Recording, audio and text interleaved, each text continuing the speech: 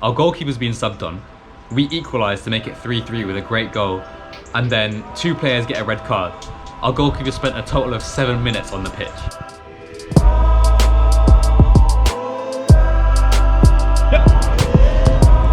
Good quality. Alright guys, welcome back to another video. We had a very eventful match last weekend and I'm excited to tell you guys about it. I've also been up to a couple new things during the week.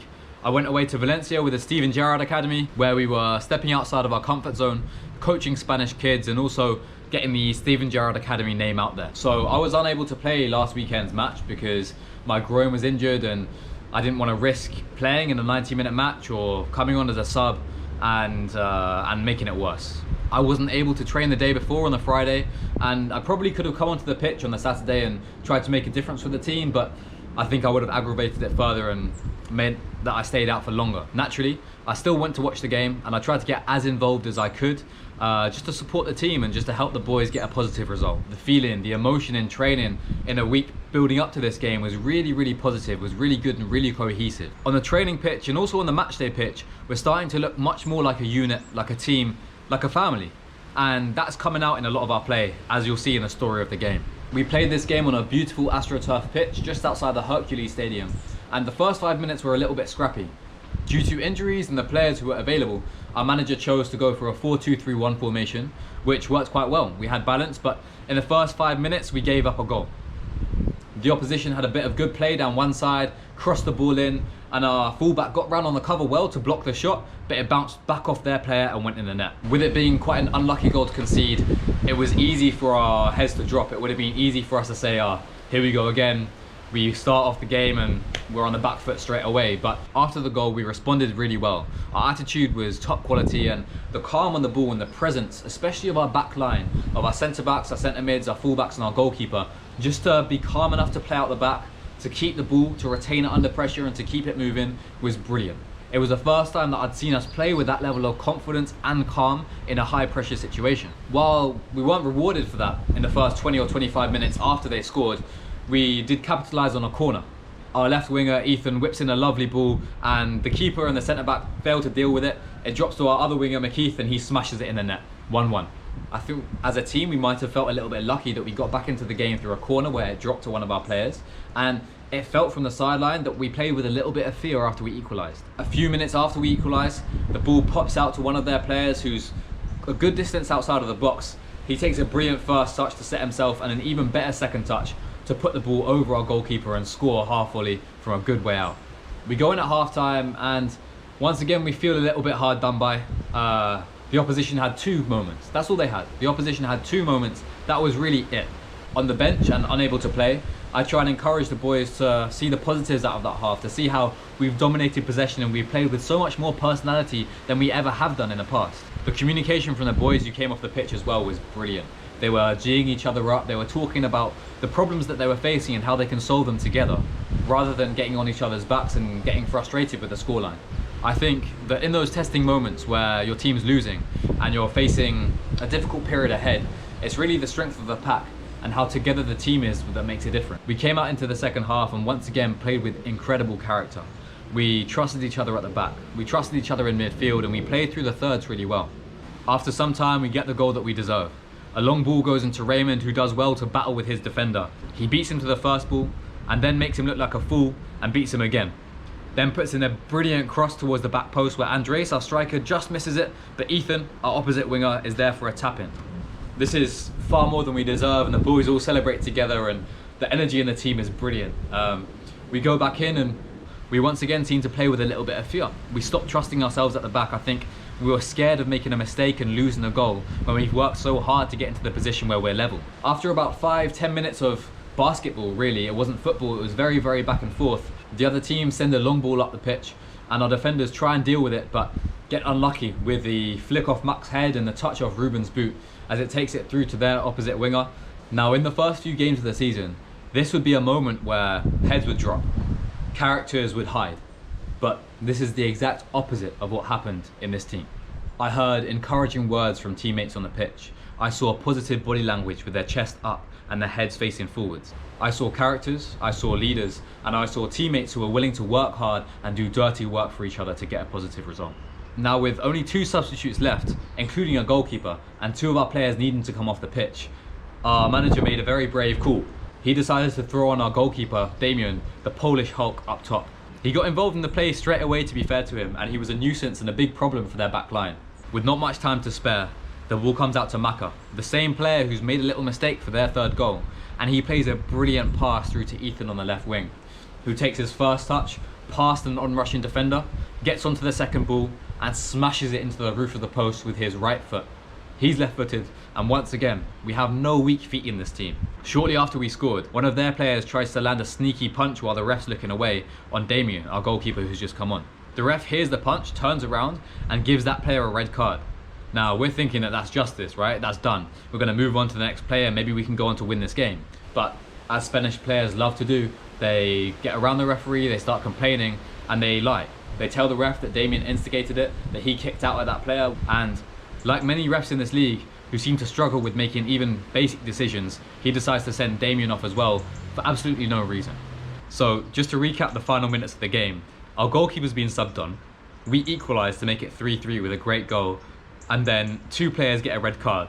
Our goalkeeper spent a total of 7 minutes on the pitch. What can I say? Just me, it happens. The ref blew the final whistle and we went and shook hands with some of the opponents, but as much as it was another draw, another game without winning, the fight back from the team was something that we haven't seen before. 1-0 down, equalised 1-1. 2-1 down, equalised 2-2. 3-2 down, and we equalised to make it 3-3. And while you could look at the goals and say that the corner was quite lucky and the other 2 were maybe a bit of individual quality, that doesn't happen unless the togetherness in the team is there. I think it's a big pointer from how far we've come in the season, you know. All of us arriving in Spain and no one knowing anyone else, playing together with different styles from Canada, the US, the UK, Italy, and somehow trying to put that all together. But the progress and cohesion as players and also as people, as brothers on the pitch, has been brilliant to see. For me, this week has been quite eventful. On Monday evening I went to the physio and she put a needle in my groin area and put a current through the needle so it would break down the hard tissue that had built up. I had to rest on Tuesday and Wednesday, but I was back in training on Thursday where it was pouring down. The session was hilarious because you'd punch a pass in, but you couldn't tell if the ball would skip up like skimming a stone or if it would just stop dead in the water.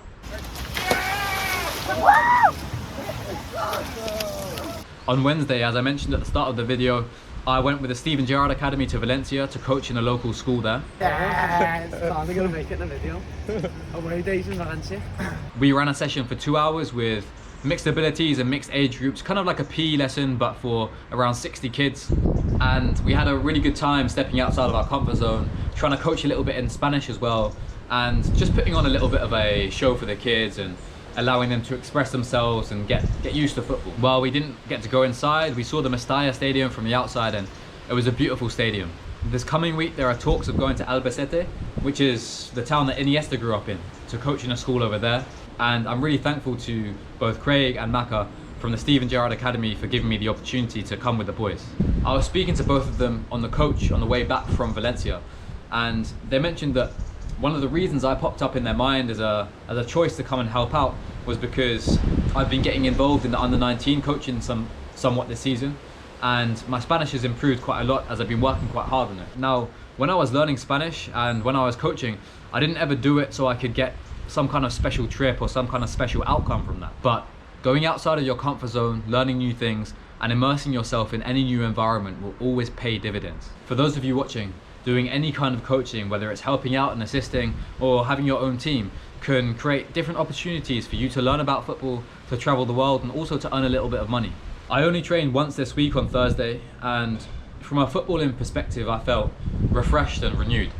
I didn't realize it until I was forced to take a break because of my injury, but every time I stepped on the training pitch in the past maybe 3 or 4 weeks actually, I've been stepping onto it with a sense of pressure. Now, there's nothing wrong with setting standards for yourself and wanting to improve and wanting to achieve certain things on the training pitch or in football in general, but when you bring pressure onto the pitch and when you feel a sense of worry or some anxious thoughts as you play, that only detracts from your own performances. Stepping onto the pitch yesterday for the first time in a week, I felt an overwhelming sense of gratitude that I'm really lucky to be in this situation, playing football every day, playing with people who I care about, who I get on with really well. And stepping onto the pitch and playing with that feeling allowed me to play with a lot more freedom. It allowed me to play with my feelings rather than my thoughts. Often when I was playing in the past, I'd get caught up in, was that a good pass, was that a bad pass, am I playing well, am I playing badly, rather than just feeling each moment as it comes to you. The key to sports performance and the key to playing as you want as a footballer is often not in the technical, the tactical or the physical. Anyone can take a good shot or play a long pass if you've played a good amount of football, but the difference in being successful on a match day or in training while you're under pressure is really up here. So as a habit, I'm going to remind myself every morning before I go to training how lucky I am to be here, to express gratitude for the people I get to play with, for the beautiful scenery in the country that I get to play in. And rather than seeing football as something that I have to be good at and have to perform well in, I want to see it as something that I'm incredibly lucky to be able to do. This overall approach allows you to forgive yourself a lot faster. It allows you to push mistakes to one side after they happen. Why beat yourself up over a mistake when you're so lucky to be there in the first place? With that in mind, I've had many questions on Instagram and also on TikTok about how players can play with confidence. What I'd love to know from you guys is, what are the areas of football that you struggle with on a mental level? And how could I help you to become more confident on the football pitch? What are the barriers that you face which stop you from unlocking your potential? I plan on creating a resource for the Ballers Find a Way community to help everyone play with freedom and express themselves on the pitch so that we can enjoy every single second of this beautiful game. With that in mind, if you enjoyed this video, please comment addressing that question and like this video and subscribe to the channel.